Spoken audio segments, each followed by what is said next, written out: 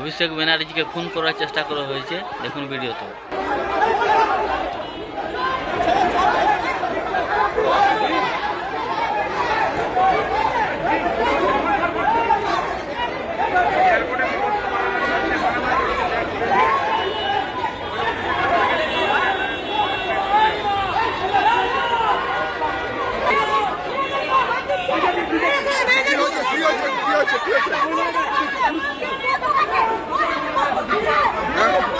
হ্যাঁ কি বলছে?